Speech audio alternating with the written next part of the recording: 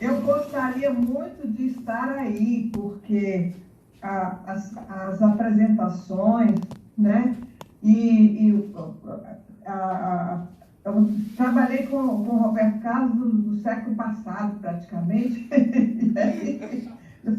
Né, mas assim, tem muita coisa que vocês estão pesquisando. É tão interessante ver a relação o modelo que o Roberto Carlos vai fazer, que é a modernidade da Jovem Guarda, né, que vai ser um modelo para o músico sertanejo moderno, entre aspas, né? E a questão do que eu vou falar um pouco hoje, né, o Vladimir estava falando sobre prosódia e voz, né? Vocês estavam falando muito sobre voz, então está tudo encaixado. E eu vou tentar colocar aqui eu fiz recentemente uma operação de catarata e às vezes eu não está funcionando tão bem, sabe, ainda. Agora, então, eu vou pôr uma janela para poder programar. Parece que vai ficar só o meu não tem, mas se vocês ouvirem, vai ficar ótimo. Eu vou tentar. Marta, né? Marta, Oi. A gente está te vendo e está vendo a apresentação, tá? Só para você que você não consegue se ver, mas a gente te vê e vê a apresentação. Maravilha. Na realidade, eu vou tentar ler, eu pus bem largo aqui, né? Deixa eu ir, ele tem que. Vamos lá para o início. A primeira coisa, na realidade, não é retórico, eu agradecer a oportunidade, porque eu gosto muito do multimídia, porque é uma coisa que eu trabalho, né, há muito tempo, e a Heloísa é uma pessoa que realmente a gente tem sido parceira, né? Então, o que acontece é o seguinte, que eu fiz. Peraí, vamos ver. Eu vou falar um capítulo que foi publicado em 2016, né, que a Simone Lucy, que é colega de vocês aí, ela fez fazer um pós-doc para falar sobre que ela trabalhando também com fãs. Mas aí ela trabalhou com fãs da Bossa Nova para o doutorado dela, que eu não participei da pesquisa, mas por acaso ela apareceu, né? Assim, ela foi apresentar em 2004 aqui na IASP, no Latino-Americana, quando teve um congresso, e depois, então, ela quis falar um pouco, estudar um pouco sobre os cubanos em São Paulo. Aí nós acabamos trabalhando um pouco sobre mediação e eu resolvi retomar a apresentação que eu vou fazer, mas vou passar um pouco mais rápido, porque a gente já está um pouco cansado do dia inteiro, né? E eu vou analisar a canção romântica, né, a partir da obra de Roberto Carlos, investigando como gestos musicais, escolhas de arranjo e a construção da persona vocal produzem efeitos de intimidade, identificação e cumplicidade com o público. A apresentação está dividida em 4 partes. A primeira são os exemplos de recepção com o documentário das canções, que eu vou falar bem rápido, que já foi falado hoje. E o trabalho, ele mostra como determinadas músicas se tornam trilhas sonoras da vida cotidiana, articulando memória e afeto. A segunda parte, há um diálogo com a contribuição do Jesus Martim Barbeiro, ao destacar a mediação cultural e a retórica do direto e a simulação de contato. Na terceira parte, eu dialogo um pouco com Antoine Régnion, que é um sociólogo da cultura, que ele enfatiza a interação entre música, letra e interpretação na produção da canção pop. Do ponto de vista da musicologia, que é a última parte, eu vou falar um pouco sobre isso que a gente já estava falando aqui, vocês já estavam falando, o estilo vocal de Roberto Carlos. E também o papel do arranjo, aí destacando para poder encerrar com a canção Detalhes, né, que deu mote para esse encontro, na representação sonora da intimidade e do melodrama, evidenciando a centralidade da persona vocal na canção popular. Além de investigar, isso aí é do livro, né? Além de tentar investigar a posição de especialistas, né, como os músicos e produtores de estúdio, como faz reunião, eu procuro categorias estéticas entre os fãs, que eu já até comentei. No caso de Roberto Carlos, eu trabalhei com pesquisa empírica em 91, 2001 e 2015. Agora, por razões de tempo, eu não vou me estender sobre isso, porque isso aí vocês podem ver no texto, e vocês trabalham também muito sobre essa questão de fãs, né? Então, vocês podem fazer o download, né, do livro. Eu vou falar, então, bem rapidamente sobre essa questão da história a história da minha vida, né, sobre a coisa das canções do Eduardo Coutinho, que vocês encontram aí, acho que está no Netflix. É muito bacana, gente, é muito legal. Como já foi falado, são 10 mulheres e 8 homens que eles cantam, né? E as canções que marcaram a vida deles. E aí eles revelam de uma forma muito simples, mas muito tocante, como essas canções foram importantes para eles. E aí, então, uma canção, como se diz, que das 3 canções também já foi colocado, 3 canções são de Roberto Carlos. E 2 delas aparece Olha, de 1976, né? E uma canção que fala do amor pela pessoa amada, apesar de todas as coisas e problemas. E também aparece Não Se Esqueça de Mim. Essa Não Se Esqueça de Mim é uma mulher de 83 anos, na época, e ela era uma cantora que, curiosamente, havia estreado no rádio com uma canção de temática muito semelhante, que é O Último Desejo, de Noel Rosa. A gente estava falando agora sobre o rádio, né? Ao cantar Não Se Esqueça de Mim, ela confessa que ela chora ao lembrar do único amor da vida dela. Ao buscar na internet informações sobre essas canções, isso foi uma coisa que eu trabalhei muito em 2015. Datas, autoria, letras, eu encontrei realmente uma quantidade enorme de vídeos, não só de Olha, mas de um repertório imenso do Roberto Carlos.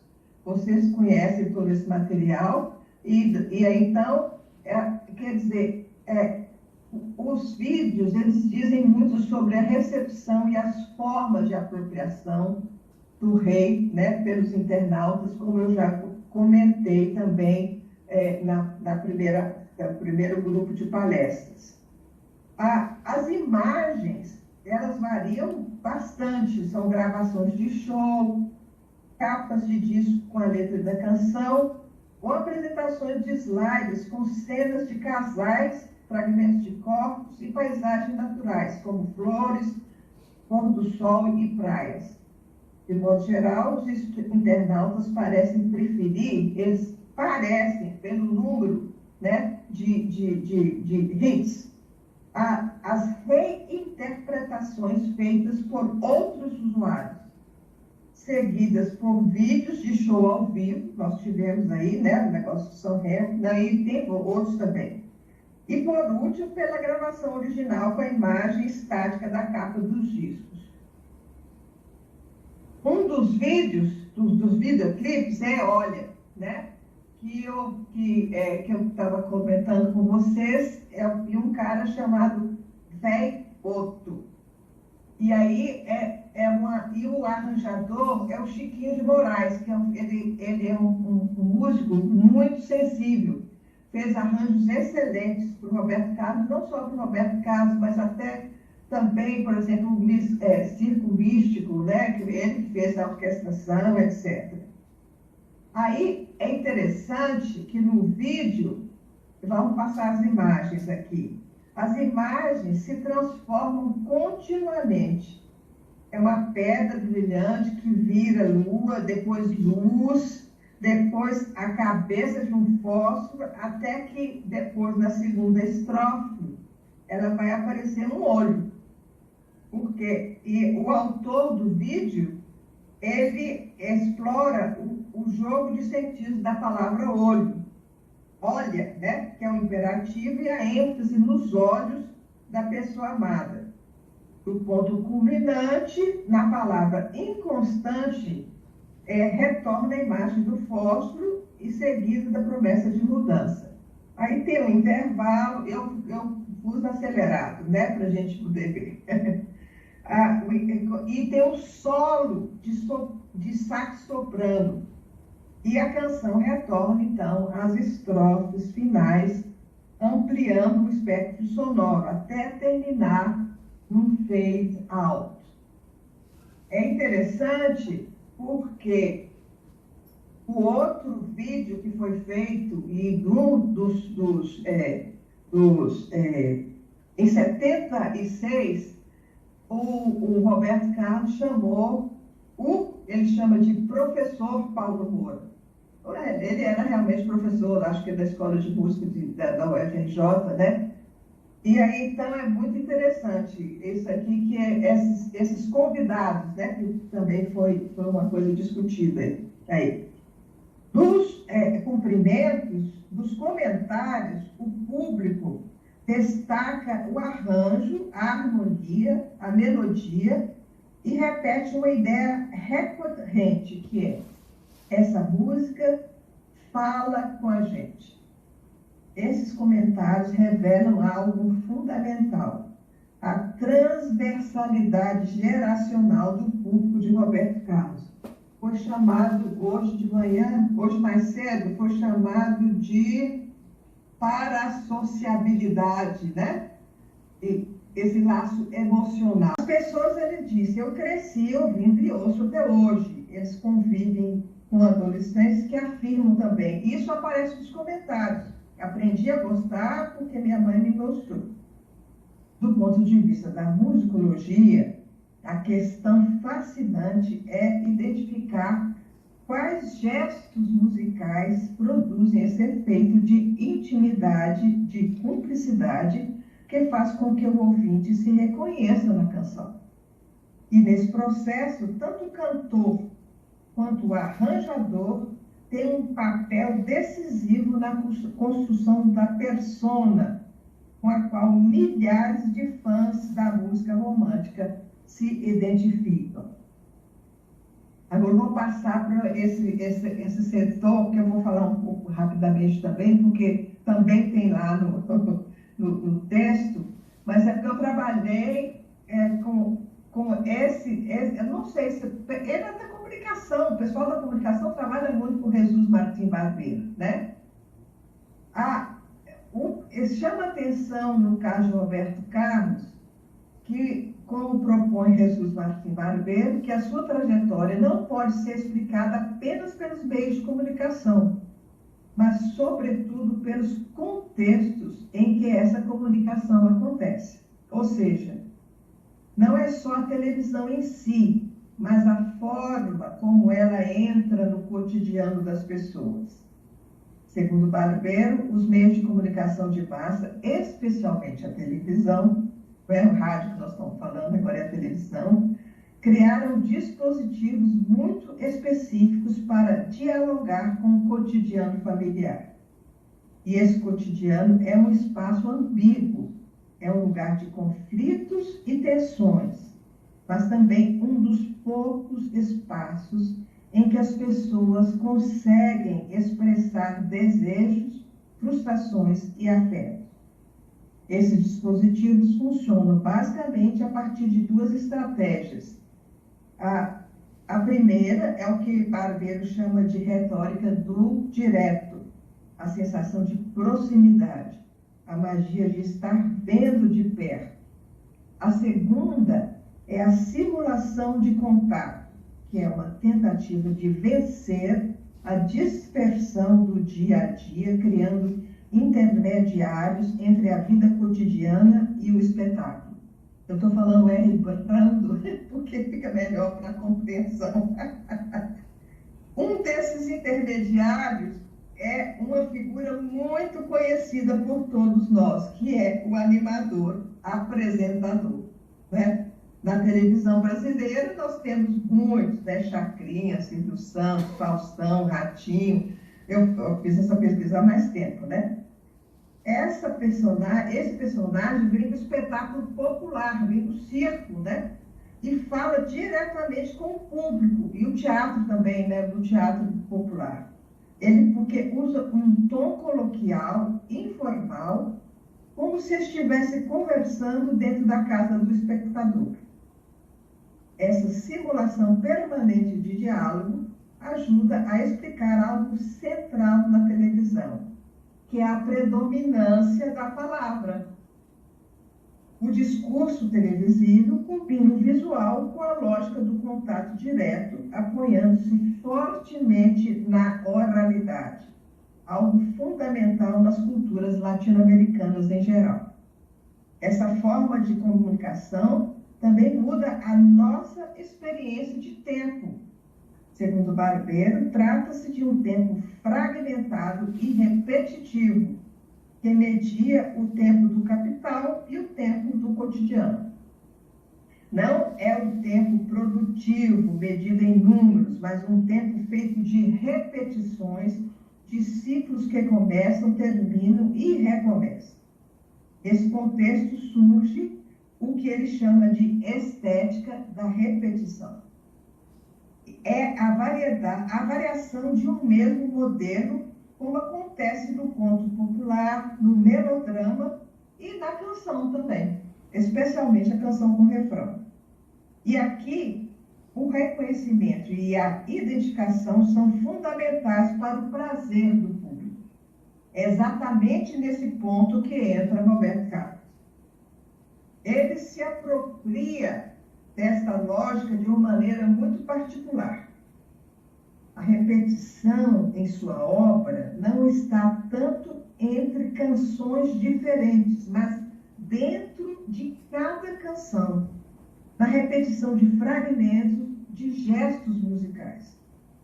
Como melodista, ele cria canções fáceis de cantar, com equilíbrio entre intervalos pequenos e maiores, organizadas em progressões simples, né? Vladimir, sabe que ele trabalha com prosódia, né? São os intervalos da fala. Segunda maior, né? Segunda menor, que é uma coisa de tensão, é mais de canção, dá tensão, né? Terça menor até a quarta justa. Bem, o próprio cantor, ele costuma dizer que compõe a partir de uns poucos acordes que ele conhece. Ou seja, a simplicidade é uma escolha. A identificação do público não acontece só pela temática das canções, que acompanha a sua trajetória pessoal. Já falamos também disso. Mas também, talvez, principalmente pela forma de cantar.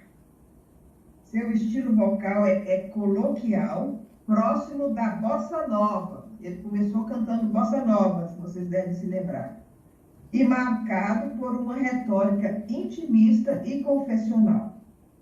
O uso das pausas, das ênfases, da dicção cuidadosa cria a sensação de que o cantor está falando diretamente com o ouvinte. É essa sensação de proximidade, de cumplicidade, que sustenta a força da canção romântica no Brasil. Agora vou falar rapidamente sobre a produção da canção pop. Eu me apoio aqui em um estudo clássico do sociólogo francês Antoine Regnault. Ele pesquisou a chanson de variété na França entre o final dos anos 70 e início dos anos 1980. A principal conclusão desse estudo é simples. mas muito potente. Todos os envolvidos na produção da canção pop buscam aquilo que faz sentido para o público. Eles querem ver o efeito da canção, né? Esse sentido não está só na letra ou na melodia. Ele aparece em algo que Henrion chama de categorias sociosentimentais intralinguísticas. Estamos falando de frases-chave, gírias, sons, imagens, gestos, atitudes. Na realidade, elementos que não podem ser fabricados artificialmente, nem totalmente decodificados. Os profissionais da música precisam perceber esses elementos por empatia, fazê-los ressoar e devolvê-los ao público. Essas categorias são difíceis de identificar, porque não cabem bem na língua oficial e são inseparáveis do contexto social em que ganham significado, na realidade, desculpa. Como diz ele mesmo, que está aquilo aí, o que é expresso na canção não é uma simples repetição do mesmo, mas algo que se inscreve nos vazios da vida cotidiana. Aquilo que não consegue ser dito de outra forma. Isso é muito importante, porque isso daqui significa aquilo que os fãs de Roberto Carlos entendem. Eles entendem como uma linguagem substituta, capaz de dizer o que falta às palavras comuns. O próprio Henrion, das pessoas que eu entrevisto, muita gente, às vezes as pessoas fazem declarações de amor colocando a música, tem aquele negócio de música de homotel, tem um monte de coisas nesse sentido, dessa linguagem substituta. O próprio Henrion reconhece que estudar diretamente o significado dessas categorias pode ser arriscado, porque envolve muita subjetividade. Quando as pessoas falam sobre música pop, em geral recorrem a adjetivos muito vagos, como eu adoro, eu detesto. Ele opta por mudar o foco. Em vez de estudar diretamente o público, ele passa a descrever a canção pop a partir da percepção dos produtores musicais. Segundo esses produtores, a canção pop se constrói a partir de 3 elementos básicos. Primeiro, a música, ou o que eles chamam de tune. Segundo, a letra. E terceiro, o cantor ou personagem, aquilo que na minha própria pesquisa eu chamo de interpretação. Do ponto de vista do ouvinte, a melodia costuma ser percebida como a música, na realidade. Para Henrion, ele faz uma observação muito importante, que a canção só se torna realmente canção no momento do arranjo, da gravação e da mixagem. Quer dizer, a música real da canção está por trás da melodia e ela que produz sentido. Esses 3 elementos, música, letra e personagem, formam uma espécie de liga efêmera. Nenhuma deles se sustenta sozinho. O sucesso da canção depende da mobilidade entre esses 3 elementos. Quando um elemento é frágil, uma letra banal, uma música repetitiva ou um personagem artificial, os outros 2 entram em ação, criando a ilusão de equilíbrio. Na pesquisa que eu venho realizando sobre gêneros de música popular, quer dizer, até tem tempo que eu não trabalho com isso, o contato com os fãs é fundamental. São eles que fornecem indícios, ainda que incompletos e ambíguos, sobre valores e avaliações estéticas. Por isso, no ano de 2000, no norte de Minas, eu pedi aos fãs autodeclarados de música romântica que indicassem 3 artistas ou músicas que admiravam e 3 que rejeitavam, justificando suas escolhas em termos de música, letra e interpretação. Esse levantamento permitiu delinear um espectro de preferências e rejeições e compreender melhor o que era valorizado na escuta daquele grupo.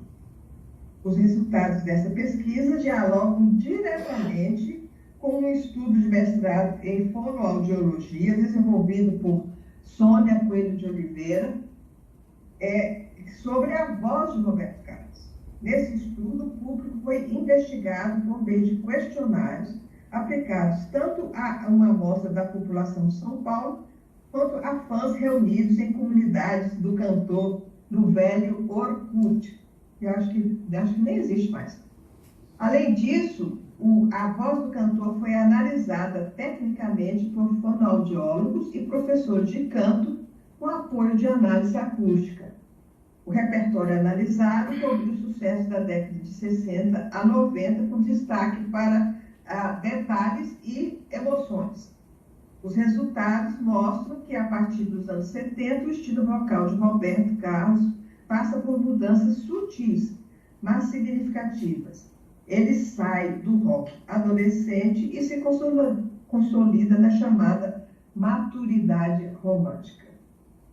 Mudam as figuras, né? O pitch, o ataque vocal, a ressonância, que se torna mais nasal. E surge um vibrato discreto, quase um tremor. Esses aspectos eu destaco especialmente essa nasalidade e o uso contínuo do vibrato. A nasalidade aparece recorrentemente associada ao timbre considerado nacional e ao caráter romântico da voz. Já o vibrato discreto dialoga com o ideal de refinamento herdado da bossa nova. Na música sertaneja, na realidade, o vibrato ele é mais intenso, né?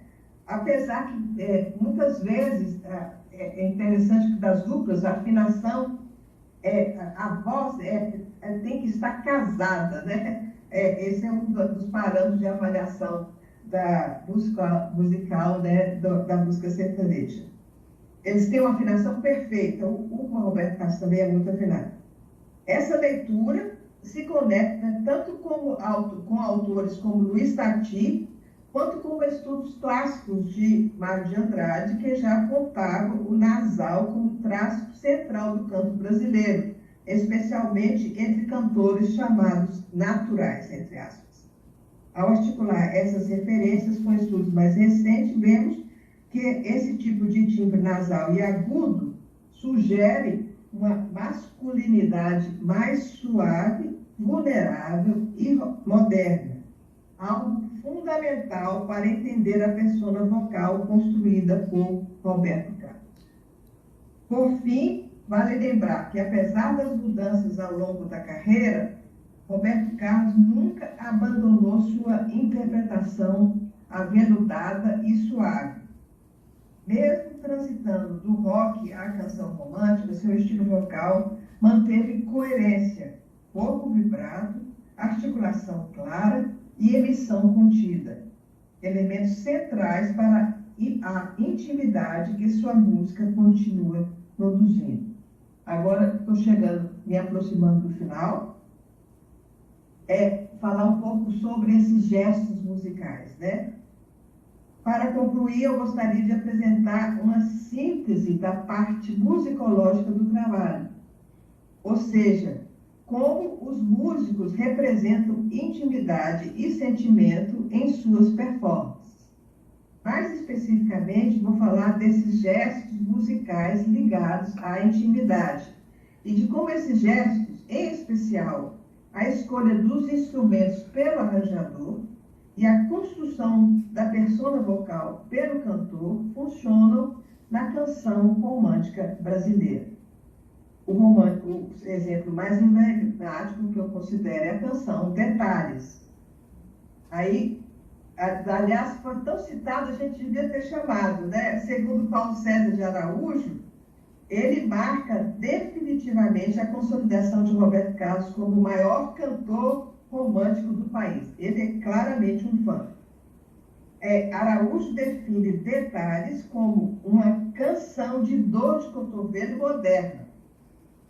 Uma canção em que o amante não expressa vingança nem ódio, mas constrói uma mensagem meio provocativa, mostrando como, num grande amor, pequenos detalhes se agigantam com o tempo. Além disso, Araújo chama a atenção para o papel fundamental da introdução da música, composta pelo arranjador Jimmy Wisner, é esse de óculos que está aí. Isso aí em 71, provavelmente em Nova York. Essa introdução é tão marcante que acabou se tornando parte inseparável da canção. Nos shows de Roberto Carlos, basta ouvir as primeiras notas para que a plateia reconheça imediatamente detalhes. Na versão original, a introdução é feita pela flauta, uma linha arpejada. Eu coloquei aí, a gente chama de musema, né? Essa coisa, esse fragmento. Uma linha arpejada que destaca as funções harmônicas da canção. E logo depois entra o som do glockenspiel, que é aquele sininho, né? Com sua tessitura aguda. Esse timbre contribui para a construção desses detalhes, como um arquétipo sonoro, algo pequeno, mas que marca a presença. Não por acaso, esse som aparece exatamente quando o personagem canta.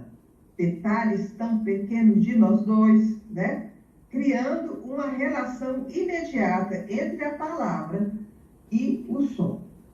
Da música, outros instrumentos vão sendo introduzidos. Violoncelos, violinos, trompa, ora de forma isolada, ora reforçando a narrativa. As cordas, por exemplo, acompanham o movimento das frases. Elas sobem quando a letra diz "a noite envolvida no silêncio" e descem do seu quarto, né? O arranjo funciona o tempo todo como uma trilha sonora do melodrama que se desenrola. Outro aspecto importante do arranjo é o uso de um acorde de empréstimo modal que reforça a mensagem central da canção. Quando o intérprete canta "e tudo isso vai fazer", tem uma pausa, "você lembrar de mim", a harmonia intensifica o drama. Mas, em vez de resolver, ela adianta, ela coloca para frente a tensão e suspende a conclusão da cadência. Essa cadência receptiva, sem resolução, expressa musicalmente o desejo do protagonista. Não adianta nem tentar. Por muito tempo, você vai lembrar de mim. Tudo isso nos leva a um ponto central, a importância do arranjador e também de toda a equipe de estúdio na construção da canção popular gravada. O fonograma, a gravação final, é o produto do processo poético da canção e o ponto de partida da escuta do público. A recepção da canção começa, quase sempre, pelo reconhecimento da identidade vocal do cantor. Essa identidade, somada ao arranjo e às marcas sonoras do estúdio, forma aquilo que se chama de persona vocal, que nós já falamos várias vezes aqui. Roberto Carlos é, mais uma vez, emblemático. Ele construiu uma persona que interpela o cotidiano familiar. Ele simula o contato direto com o ouvinte e utiliza a retórica do direto. É uma linguagem substituta que reforça uma verdadeira educação sentimental de gerações inteiras. E como diz o título desse colóquio e a própria canção analisada, não adianta nem tentar esquecer o rei. Para terminar, então, eu vou colocar, porque depois, eu acho que esses vídeos, da maneira que nós colocamos aqui, não vão dar para poder... Não adianta nem tentar me esquecer. É basicamente isso que eu queria falar. Corri bastante porque para poder não ocupar muito tempo. Obrigada. Mas eu queria que eu não posso estar aí para poder a gente conversar.